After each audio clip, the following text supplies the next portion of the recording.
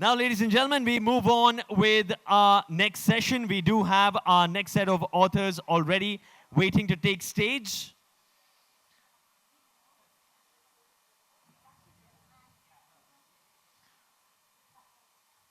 Kafeel Khan with Ravi Joshi.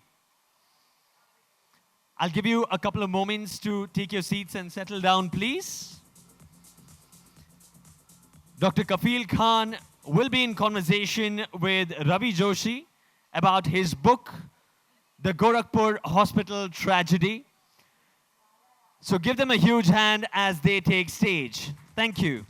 Ellarigu namaskara.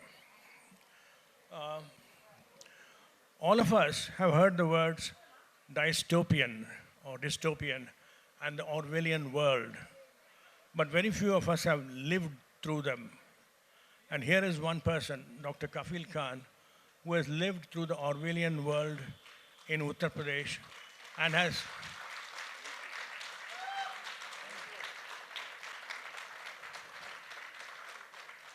he has not only survived it, he has come back stronger.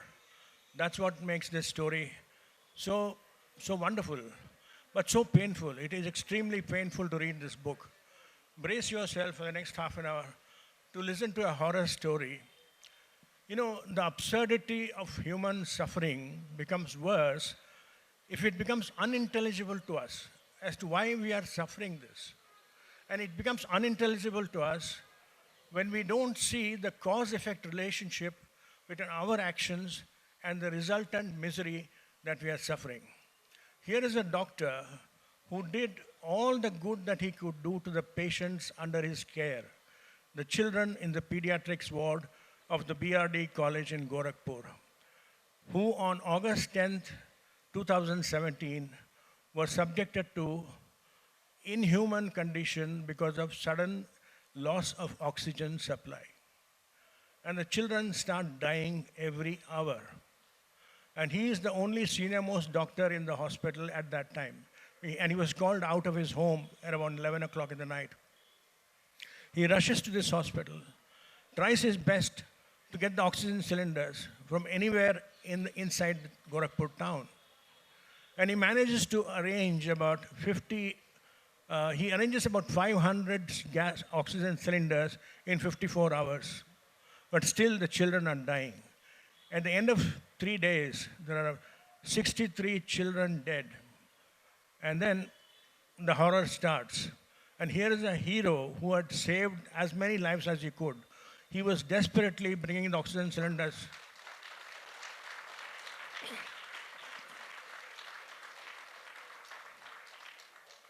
He paid for the oxygen cylinders from his pocket. He went and requested the SSB officer, please give me a truck. Please give me a man. I want to shift the cylinders. And now, listen to what happened to the Dr. Kafeel Khan between August 10th to August 13th. Dr. Khan, please tell your story in your own words. Hi everyone. Hi. Very good evening. This is Namma Bangalore. Namaskara. Because Karnataka is my second home. I have done my MBBS MD from Manipal and spent 12 years in this beautiful state. And the most beautiful part of my life, the youth, whatever I did in BRD, that was taught by my teacher in Manipal. And I'm always grateful to have them to shape me as a doctor, as a human being, as a father, and as an Indian citizen. 10th August 2017, that's the day my life changed. As sir was saying, I'm a hero. No, I'm not a hero. I believe that even if you have a thorax and there is a heart and that heart is beating, you can't let a child die in front of you. You can't. Nobody, even you also. But I saw them dying every half an hour, 1 hour. 63 kids died because government didn't pay the money to the supplier. I was going to sleep when I got this message that oxygen is not there and kids are dying. BRD Medical College, Gorakhpur, it's in the north side of UP, and a small town. And I rushed there. I joined BRD on 2016, and this incident happened on 2017. I was the junior most doctor. And in Manipal, and 12 years in Karnataka, as a doctor, we never realized a hospital there can be a shortage of oxygen. There can be electricity gone for few minutes. There could be a water supply cut. But oxygen is a essential emergency drug. It's a drug. What I have seen in BRD, the whole world, the whole India has seen during Corona tsunami. Everybody struggled to get that oxygen. So we try to save those innocent lives.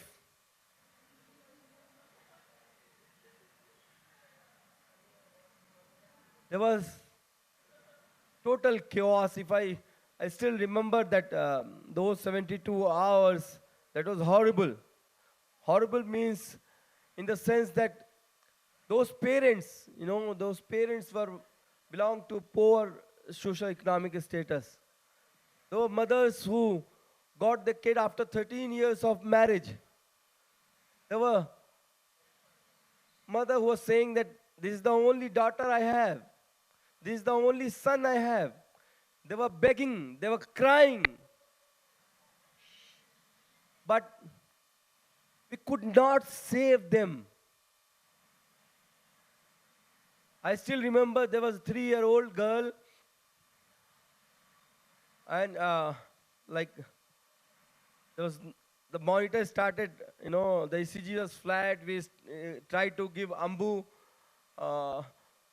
and she started bleeding from nose, from mouth. We tried to save her, and we could not. And we also cried with the parents. So it was a changing 72 hours of my life. And things change when the real cause of why the BRD oxygen supply was stopped happened. Doctor, tell us as to, was there no emergency alarm situation that it's going to lapse in 24 hours, 48 hours? ऐसा कोई alarm situation नहीं था वहाँ पर? कोई emergency, for everything, there's a meter which shows now the oxygen level has come down to this much. It is going to finish in 24 hours. Was there no situation like that? There was an alarm. There was 14 reminders have been sent by the Puspa Sale and the principal BRD to the Health Ministry asking about their dues. 68 lakh rupees were dues. 14 letters from, I think, April till August, 14 letters were written. But nobody bothered to pay that money. And yes, hospital also knew that could be a shortage, but they were not prepared. So, if the hospital does not have the money or the budget to pay, does it not raise the level to the district or to Lucknow and inform the CM's office to take action to release the payment? I have given those. These are the 14 letters I have given as a picture here. You can see that those letter is written to the chief minister, to the health minister, to the district magistrate, to the health secretary, everyone. Everybody got these 14 letters. But as the supplier told in the court that they wanted 10% commission, he didn't pay the commission, and they didn't pay the dues, and supply was stopped. just for 6 lakh rupees, 63 kids died. 63 families are still waiting for the justice. No, when this corruption was revealed, did it come out in any inquiry, any investigation? Were they penalized for this? So actually, what happened in those 2 days? um, the government wanted to bury the whole incident. First, they came up with the narrative that August में मौतें होती रहती हैं. Every year, kids die in August.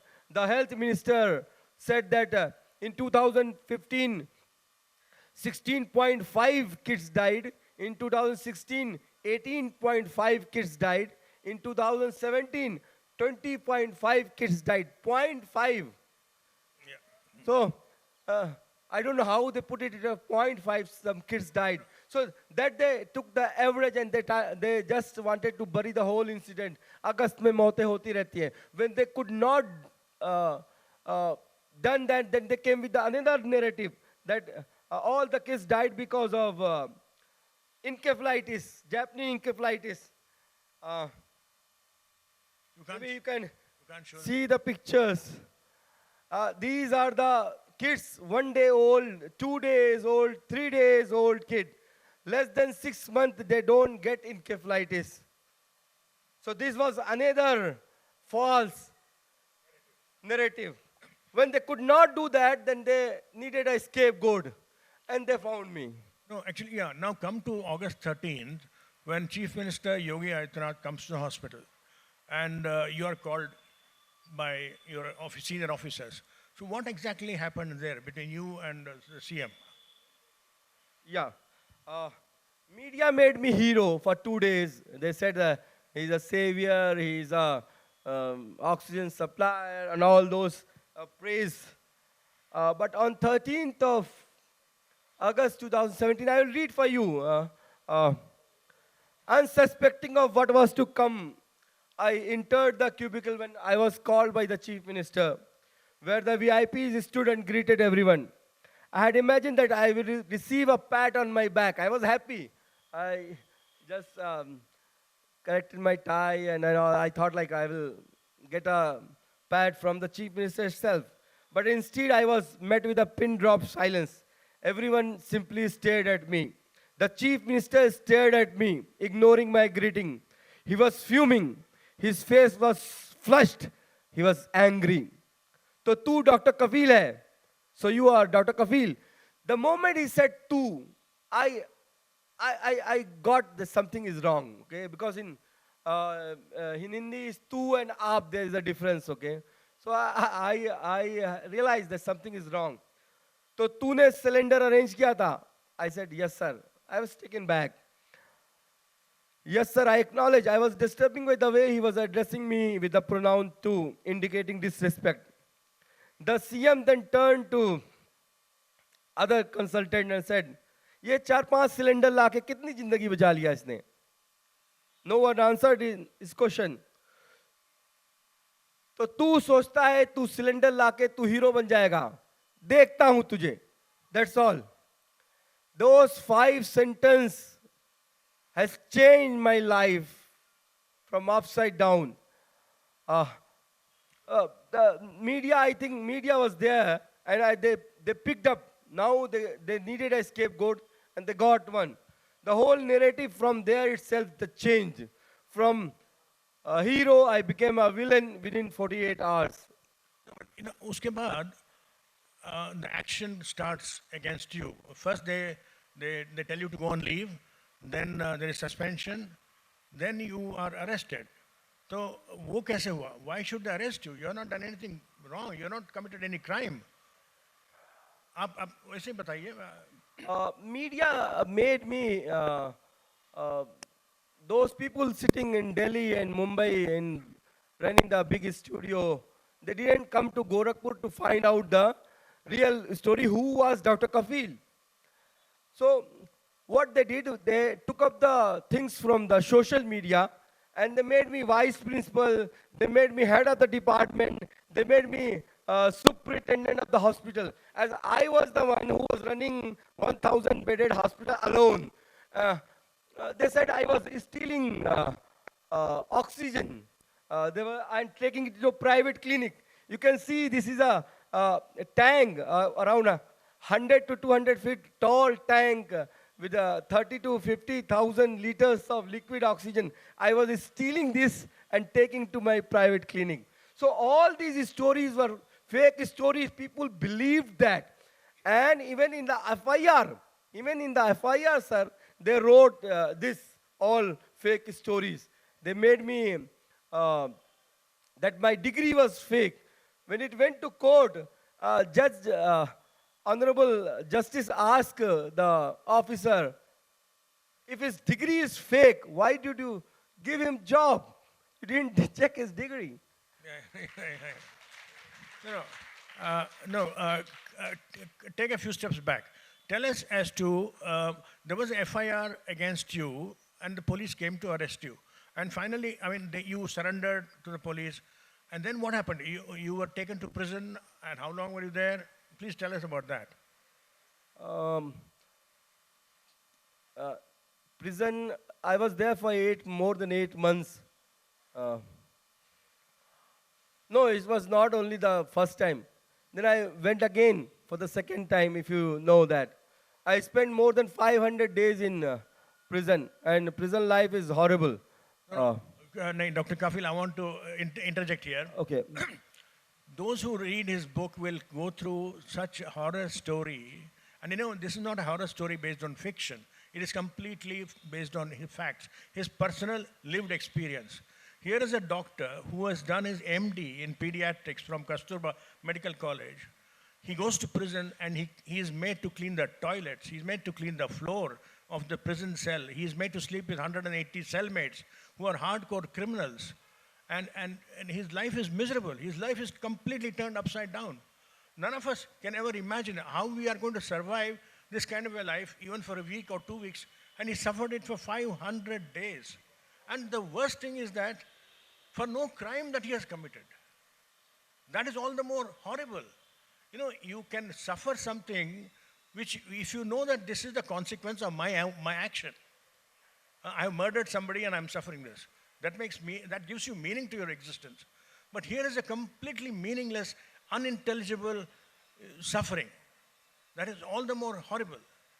You know, would you like to talk about? They used to made me naked, and they used to beat me like one person used to hold my leg, one person used to hold my hand, and they used to beat me with belt, rod, sticks. My whole back and um, thigh and buttocks raw. I couldn't sleep for days. I could sleep only on prone position. They didn't give me food for 4 5 days. That's the time I broke. If you ask me in these 500 days, when was the time I felt? I tell you, I broke. The hunger is something that broke me inside. They didn't give me food. They didn't give me water. When I used to go to pass urine, there used to be drop of urine, and I used to have a pain like I have severe colic. There was a time I could see food in the air. I was hallucinating. I could see chicken, mutton, idli, dosa, cake, pastry. I used to run to get that food. I chew my shirt. I ate grass outside my prison cell, and it was solitary confinement. And when they used to beat me, I could see the hatred in their eyes. They used to drunk. They used to, shout, and I could see the hatred in their eyes. So prison life was horrible, sir. Dr. Khan, you know, I can understand that in prison, this kind of a third degree method is given to those prisoners out of whom they want to get certain things out. Suppose you catch a murderer and you want to know who is the murderer and what kind of weapon you used, how did you murder somebody. For that purpose, if the person is not telling the truth, they put him through this third degree method. But here was a doctor who did his job, who was a high-class professional, who did his, with ultimate integrity of his profession, he was serving the hospital. And here you are treating him like a third, absolutely like a criminal. From what are you trying to get out of him? Who was the mastermind behind all this? Who told the police to treat him like this? Anyway, now, the question that I want to come to is, do you feel that you were treated like this because you are a Muslim? That's the question everybody asks every time. I don't think so. The Yogi Adityanath did because I was a Muslim. He needed a scapegoat. Even if it's Dr. Kapil Mishra, if it's Dr. Kapil Kumar, if it's Kapil John, he would have done the same thing. He needed to save his seat. The only thing is that once the name Khan comes, the story is easy to sell, so people buy the story. I am a doctor. Religion does not come in my way. It has never been taught to me to see any patient as, and especially the kid, in the mirror of, with the eyes of any religion, caste, region, social economic status. No, sir. No, then do you think that it was because Gorakhpur was the constituency of Yogi Adityanath for 5 terms? Did he want to completely distract from any possible reputation, his reputation being harmed? He got into this, or this taking you as a scapegoat. Was it a political action? I think there was something was going inside the BJP also to remove Yogi Adityanath as a chief minister at that time, and to put Manoj Sinha or Keshav Prasad Maurya as a replacement. To save himself, he's changed the narrative. And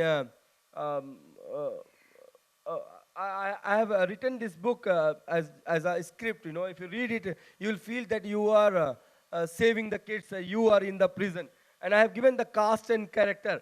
And you will be surprised to know there are 7 characters in this: the health minister, the chief secretary, and everyone. All those has been vanished in 5 years. Yogi Adityanath himself has removed these 6 people. Only the one character is remaining, that is Yogi Adityanath in his still.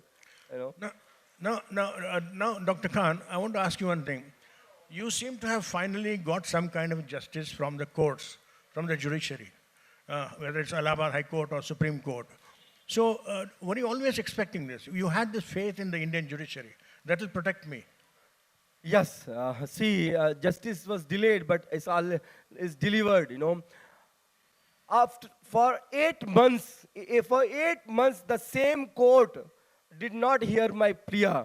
And, they used to throw my file. So I wrote a letter from the prison itself, a 10-page letter you'll find in this book.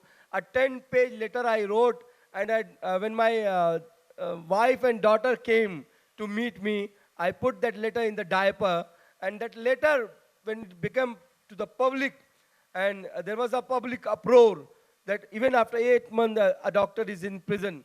I think the honorable judge also read that letter, and I wrote that letter. You won't imagine, even I didn't realize that writing a letter or public uproar will influence the judgment. But I wrote the letter on 18th of April 2018, and I got out on 25th of April, within 7 days of writing that letter. And Honorable Justice Yashwant Verma clearly said, not even a single evidence Uttar Pradesh government could provide against Dr. Kafeel for any medical negligence or any corruption. No, I mean, that was a wonderful thing that the judiciary has done in your favor. I mean, though it was extremely delayed, I mean, that you had to go through 8 months of suffering, absolutely unnecessary suffering.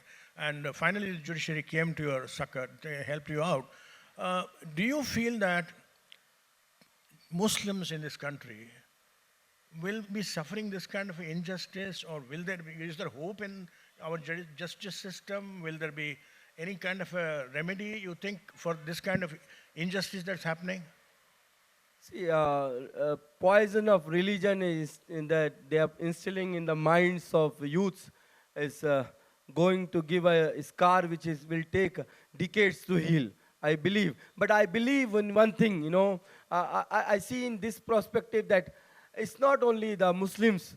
The three category I believe that is oppressed, suppressed in India for the centuries. The women, the female, even if she belongs to, she become CEO, she's earning, she's done everything, but she get harassed in one or other way. So females, then the Dalits, the second is Dalits, and the third is the minorities. Yes. So all these three categories, the people, they suffer. But I believe, if you see US, even after 200 years of independence, there is a debate of black and white.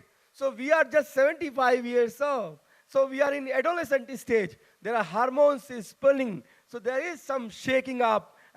But I believe maybe it will take time, maybe 30 years, 50 years. But our democracy will be strengthened and the India will come as a powerful. So these religion, poison and all, it won't work. There are people, I know that there are people who are sitting here.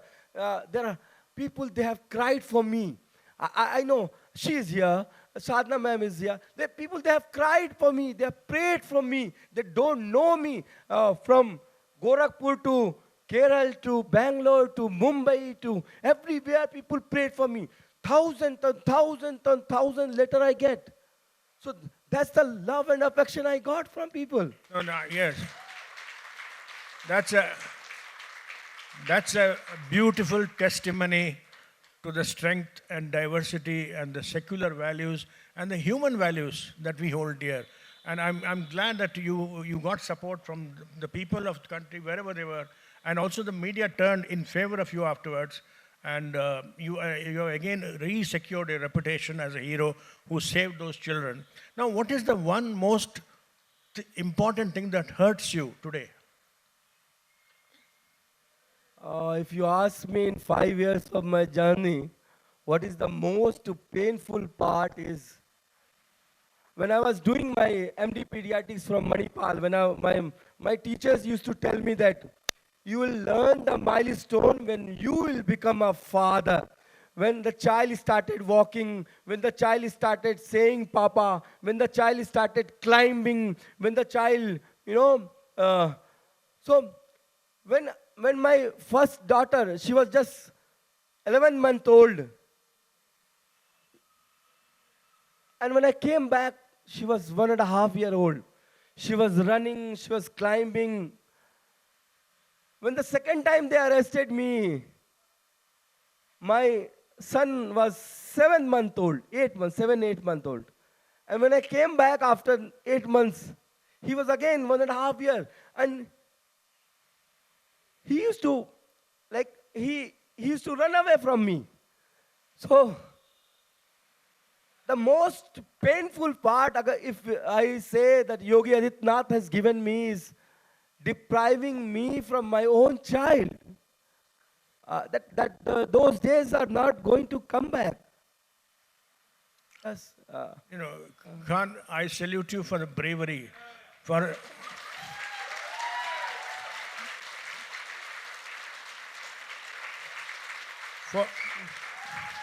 No, thank you. Thank you, everyone. Thank you.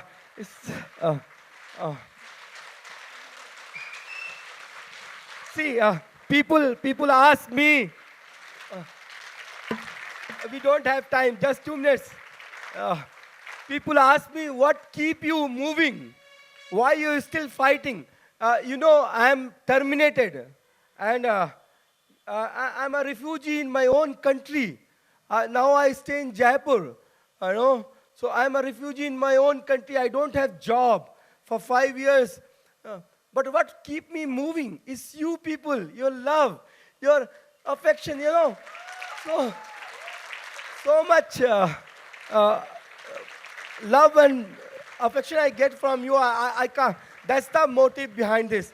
And I request you to read this book. This book is not about me. It's not about me.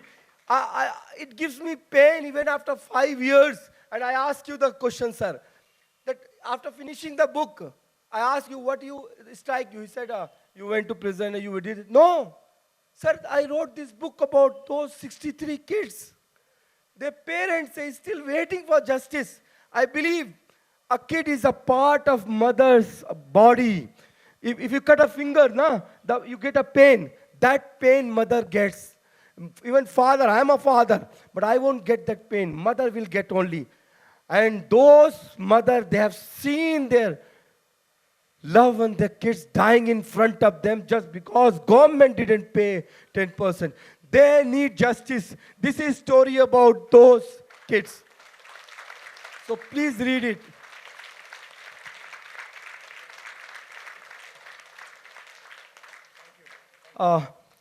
Time is up. I am thankful to Ata Galata and Bangalore Literary Festival because sometimes they don't give stage to talk because I am a controversial, infamous doctor. Thank you.